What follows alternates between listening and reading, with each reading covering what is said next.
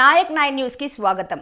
నంద్యాల జిల్లా నంద్యాల మండలంలోని రాయమాల్పురం గ్రామంలో ఆదివారం ఉదయం తెలుగుదేశం మండల కన్వీనర్ విశ్వనాథ్ రెడ్డి, చంద్రారెడ్డి, మౌలీశ్వర్ రెడ్డి, కాషన్న మదర్సా అబిబ్ ఆధ్వర్యంలో గ్రామంలో ఇంటింటికి తిరుగుతూ తెలుగుదేశం అభ్యర్థిని గెలిపించాలని కోరారు. అనంతరం తెలుగుదేశం అభ్యర్థి ఎన్ఎండి ఫారూక్ మాట్లాడుతూ రాయమాల్పం గ్రామానికి అన్ని విధాలుగా అభివృద్ధి చేస్తా అని తెలుగుదేశం అభ్యర్థి ఎన్ఎండి ఫారూక్ అన్నారు. గ్రామాలలో ఇప్పటికే ఎక్కడ చూసినా గతంలో వేసిన రోడ్లు మాత్రమే కనబడుతున్నాయని అన్నారు. రాష్ట్రాన్ని పూర్తిగా దోచేశారని, ఇలాంటి పాలన నా అనుభవంలో ఎప్పుడూ చూడలేదని, మరికొన్నాళ్ళు ఇలాంటి పాలన ఉంటే రాష్ట్రాన్ని అప్పుల కుప్పగా మార్చేస్తారని ఆయన అన్నారు. ఈ గ్రామంలో మన ప్రభుత్వం ఏర్పడ్డాక ఎక్కడెక్కడ ఏ సమస్యలు ఉన్నాయో ఇప్పుడే ఇక్కడున్న టీడీపీ నాయకులు చంద్రారెడ్డి, కాసన్న చెప్పారని, మన ప్రభుత్వం ఏర్పడిన మరుక్షణమే ఆ సమస్యలన్నీ తీరుస్తామన్నారు. ఈ ప్రభుత్వం ముస్లిం మైనార్టీలకు సంక్షేమం కోసం అనేక పథకాలు తీసుకువచ్చారు అన్నారు. 50 సంవత్సరాలకే ముస్లిం మైనార్టీలకు పింఛన్లు ఇవ్వడం, మైనార్టీలకు ముఖ్య పట్టణంలో ఈద్గాలకు స్థలాలు కేటాయిస్తామని, విజయవాడ నగరంలో హజ్ హౌస్ ను ఏర్పాటు చేస్తామని, ఇమాములకు నెలకు 10,000 రూపాయలు గౌరవ వేతనం ఇస్తామని అన్నారు. పేద సాదా ప్రజలు జీవించాలంటే ఇబ్బందిగా ఉందని తెలుసుకున్న మాజీ ముఖ్యమంత్రి చంద్రబాబు నాయుడు సూపర్ 6 పథకాలు తీసుకొచ్చారని, ప్రతి కుటుంబానికి లబ్ధి చేకూరుస్తుందని ఆయన అన్నారు.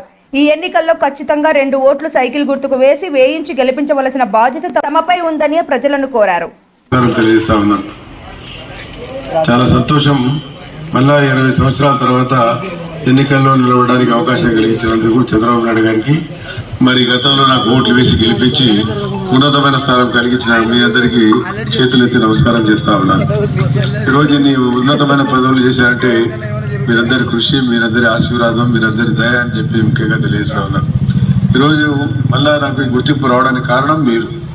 ఎందుకంటే మనం ఏం తప్పు చేయలేదు. ఇందాక విశ్వనాథ్ రెడ్డి గారు మాట్లాడుతూ ఒక వెంచర్ వచ్చింది ఇక్కడ. ఆ వెంచర్ వచ్చింటే ఈ దుస్థితి ఉండేది కాదు. నంద్యాల దగ్గర, చాలా దగ్గర ఉండే ప్రాంతం. నందమూరి నగర్ దాదాపుగా ఇక్కడ దాకా వచ్చేసింది. మళ్ళీ వైఎస్ఆర్ నగర్ తీసుకొచ్చాం మనమే.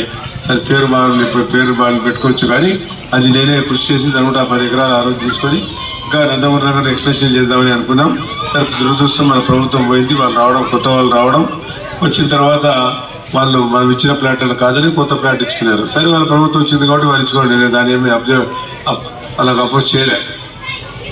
మరి ఈరోజు గ్రామ పరిస్థితి మీరు ఆలోచించుకోవాల్సిన అవసరం ఉంది. గ్రామంలో దగ్గర ఇటు పక్క కానీ అటుపక్క కానీ రాయమాల్పురం గ్రామం ఇవాళ కానీ రేపు కానీ నంద్యాల మున్సిపాలిటీలో లేకపోతే కార్పొరేషన్ కల్పిస్తారు. అప్పుడు వాళ్ళు కార్పొరేషన్ కలిపిన తర్వాత మీకు ఇక్కడ భూమి రేట్లు బాగా పెరుగుతాయి.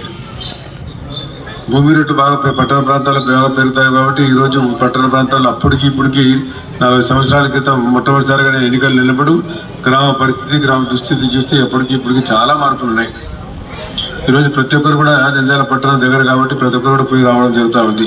మీ గ్రామం దాకా నంద్యాల పట్టణం విస్తరించింది. ఇప్పుడు నందమూరి